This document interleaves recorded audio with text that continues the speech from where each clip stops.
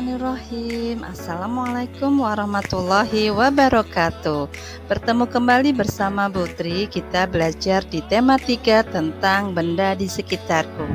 Di tema 3 ini kita belajarnya di subtema 2 tentang wujud benda. Di subtema 2 kita belajarnya khusus di muatan pelajaran PPKN. Kita belajarnya di KD 3.1 tentang memahami arti gambar pada lambang negara Garuda Pancasila. Kalau di subtema sebelumnya di KD 3.1 kita belajarnya tentang musyawarah. Kali ini kita akan belajar tentang tolong menolong, gotong royong, dan hidup sederhana.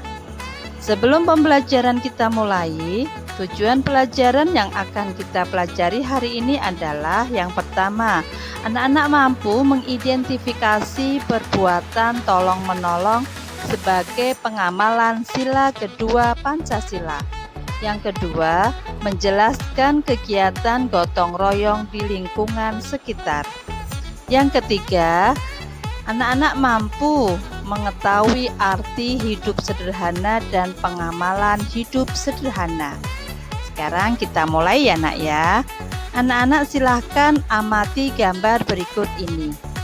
Kira-kira apa ya yang sedang dilakukan Beni bersama teman-temannya? Ya, Putri punya bacaan, yuk kita baca bersama-sama. Edo dan teman-teman berlatih memantulkan dan menangkap bola di sekolah. Ketika tengah asik berlatih, tiba-tiba Udin terjatuh. Kakinya sakit dan tidak dapat berdiri. Edo dan teman-teman melihat Udin kesakitan. Edo dan teman-teman segera menghentikan permainan. Kemudian, Edo dan Beni menolong Udin dengan memapahnya ke UKS. UKS singkatan dari Unit Kesehatan Sekolah. Setelah diperiksa, Ibu guru menduga kaki Udin terkilir. Oleh karena itu, kakinya perlu diperiksa dokter. Perbuatan Edo dan Beni menolong Udin sangat terpuji. Ya, jadi jelas ya nak ya, di sini di gambar ini terlihat bahwa Edo dan Beni sedang menolong Udin yang sedang terjatuh. Ya, setelah diperiksa ternyata kakinya terkilir. Perbuatan yang dilakukan Edo dan Beni ini sangat terpuji nak. Karena apa? Karena ketika temannya sedang kesakitan, ketika temannya membutuhkan pertolongan, Edo dan Beni bersegera untuk menolong. Perbuatan yang sangat terpuji ini juga sangat disukai oleh Allah. Kita lanjut ya nak ya. Manfaat sikap tolong menolong ya. Tadi setelah kita melihat gambar di situ ada gambar Beni dan Edo yang sedang menolong temannya. Terus manfaat sikap tolong menolong itu apa sih? Nah, yang pertama, meringankan beban orang lain yang sedang kesusahan. Ya, jadi jelas ya nak di sini bahwa ketika kita menolong orang, berarti kita sudah membantu orang tersebut yang sedang kesusahan. Kita sudah meringankan bebannya. Yang kedua, meringankan pekerjaan orang lain ya. Dengan kita menolong orang yang mungkin pekerjaannya banyak, secara tidak langsung kita meringankan pekerjaan orang tersebut. Yang ketiga, mempererat hubungan antar sesama. Dengan kita menolong orang lain, kita mempererat hubungan antar sesama, menimbulkan rasa kasih sayang. Ya, yang selanjutnya yang terakhir keempat, menumbuhkan rasa persaudaraan dan kemanusiaan.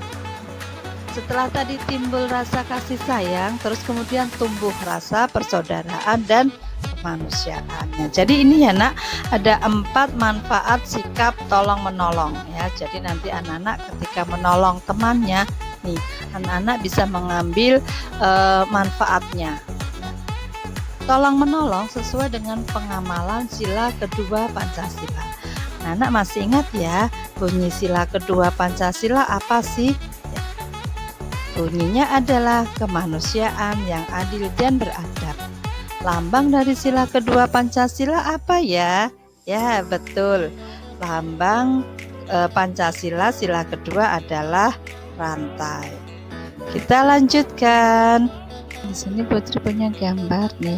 Anak-anak bisa menyaksikan gambar ini ya. Ada beberapa orang yang sedang melakukan apa nih nak? Gotong royong. Ya, Putri punya teks, kita baca bersama-sama yuk. Warga kampung tempat Siti tinggal sedang gotong royong. Mereka sedang menyiapkan lahan untuk bermain anak-anak. Setiap warga membantu dengan caranya masing-masing. Bapak-bapak membantu membersihkan lahan. Ada yang membantu tenaga, ada yang membantu menyediakan bahan-bahan yang diperlukan, seperti pasir, semen, cat, dan lainnya. Ibu-ibu dan anak-anak juga tidak mau kalah. Ibu-ibu menyiapkan minuman dan makanan kecil. Anak-anak membantu membawakan makanan dan minuman. Lahan tempat bermain dapat diselesaikan dengan cepat. Anak-anak bergembira karena anak-anak dapat bermain di lapangan. Ya, jadi pekerjaan itu cepat selesai ketika dikerjakan secara gotong royong. Ya, mereka membagi tugasnya secara adil supaya cepat selesai. Kita lanjutkan lagi. Di sini Putri punya gambar lagi, ada gambar kebakaran hutan nih nak. Nah, kita baca ya. Udin membaca berita tentang bencana kebakaran.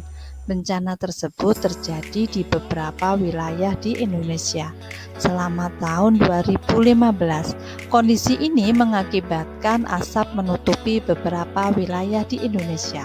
Kemudian, Bapak Presiden menginstruksikan mengajak masyarakat untuk bergotong royong menanggulangi kebakaran hutan. Terus kenapa sih kok Bapak Presiden memilih gotong royong untuk menanggulangi kebakaran hutan ini? Ya, siapa yang tahu? Ya, tadi ya sudah kita pelajari ya, karena dengan gotong royong adalah jalan keluar menanggulangi kebakaran hutan dan lahan. Dan gotong royong ini juga merupakan ciri khas budaya bangsa Indonesia. Jadi dengan bergotong royong ini kita bisa menanggulangi kebakaran hutan dan lahan dengan cara apa? Pembagian tugas secara adil tadi ya nak ya.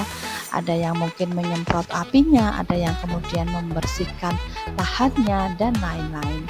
Nah, ini merupakan ciri khas budaya bangsa Indonesia, gotong royong. Di negara lain tidak ada nih nak. Ya, kita lanjut lagi. Putri masih punya gambar tentang gotong royong nih. Di sini banyak anak-anak sedang membersihkan tempat ibadah ya, sepertinya ya. Terus manfaat dari gotong royong itu apa sih? Yang pertama, pekerjaan menjadi cepat selesai ya, karena dilakukan secara bareng-bareng, dilakukan secara bersama. Yang kedua, pekerjaan berat menjadi ringan. Iya, karena tadi dikerjakan secara bersama, ada pembagian tugas. Kalau dikerjakan sendiri, itu pekerjaannya akan terasa berat dan lama sekali. Lanjut, yang ketiga, pekerjaan sulit menjadi mudah. Ya, dengan gotong royong, pekerjaan sulit apapun menjadi mudah karena dilakukan secara bersama-sama. Yang keempat, menumbuhkan rasa persaudaraan dan kebersamaan. Ya, dengan gotong royong kita bisa menumbuhkan rasa kasih sayang, rasa persaudaraan dan kebersamaan. Selain itu juga menumbuhkan rasa persatuan dan kesatuan. Banyak sekali ya nak ya manfaat yang didapat dengan bergotong royong. Yuk kita lanjut lagi. Kamu telah mengetahui kegiatan gotong royong. Tuliskan contoh kegiatan gotong royong. Ya, anak-anak, tadi kita sudah belajar tentang gotong royong. Coba sekarang ya, contoh-contoh kegiatan gotong royong itu apa saja sih ya? Dengan tempat yang berbeda, contohnya juga berbeda. Kita lihat ya, nak ya. Di lingkungan tempat tinggal. Yang pertama contohnya memperbaiki tempat ibadah. Yang kedua membangun jalan. Yang ketiga membersihkan selokan.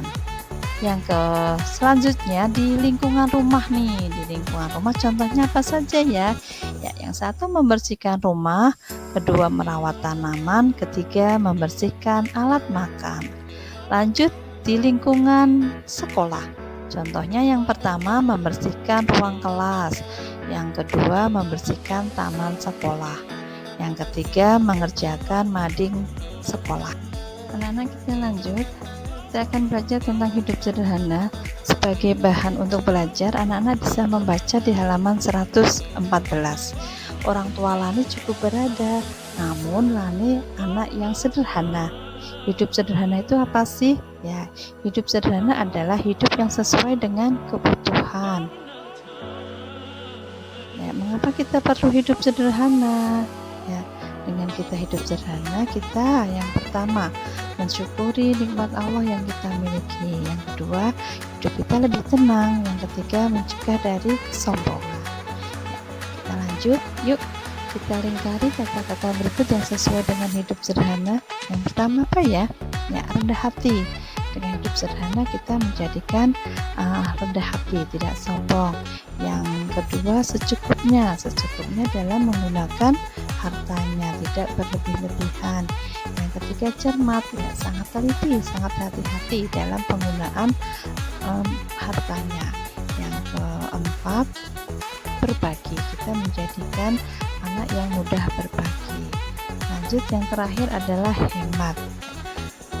Ada 5 ya nak ya, kata-kata yang sesuai dengan hidup sederhana. Demikian ya nak ya yang bisa Putri sampaikan sebelum pembelajaran kita akhiri.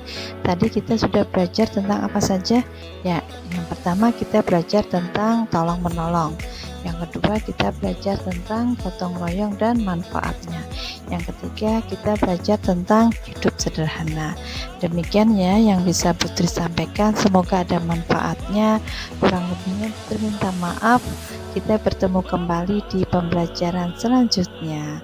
Wassalamualaikum warahmatullahi wabarakatuh.